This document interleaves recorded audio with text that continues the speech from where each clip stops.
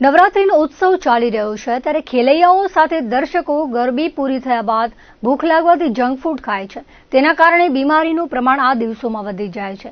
આ અંગે આયુષ હોસ્પિટલના ડોક્ટર નૈન શાહે જણાવ્યું હતું કે નવરાત્રીના દિવસોમાં ખેલૈયાઓ અને દર્શકો ગરબે રમ્યા બાદ ભૂખ લાગવાના કારણે બહારનું જંક ફૂડ અને ઠંડુ પીણું પીવે છે, જેના કારણે ફૂડ પોઈઝનિંગ, કોલેરાના કેસો વધી જાય છે. ત્યારે લોકોને કાળજી રાખવા તેમણે અપીલ કરી હતી.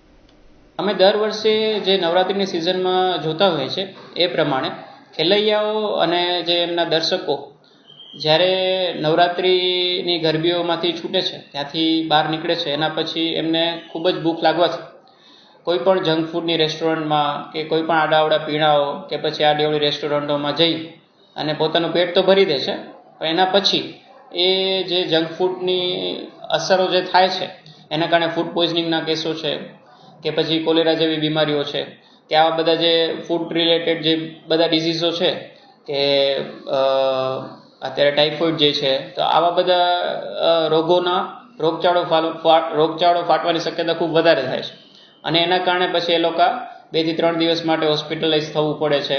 ઇવન તો એમને અઠવાડિયે 10 દિવસ સુધી ખાવામાં પણ પછી પરેજી પાડવી પડે છે. એના કરતાં મારો સુઝાવ એવો રહેશે કે એ લોકો કોઈ હેલ્ધી ફૂડ અથવા તો કોઈ જે ન્યુટ્રિશનલી વેલિડ હોય અથવા તો ખાલી હાઇડ્રેશન મેન્ટેન કરવા માટે વ્યવસ્થિત પ્રકારનું પીણું કે છાશ છે કે પાણી છે એ સાઈડ થોડુંક વધારે પોતાનો ભાર રાખે. ખાવાની બાબતોમાં થોડુંક એટલી સંભાળ લેશે તો એમને આ બધી જે બીમારીઓ છે એમાંથી બચાવ થઈ શકશે.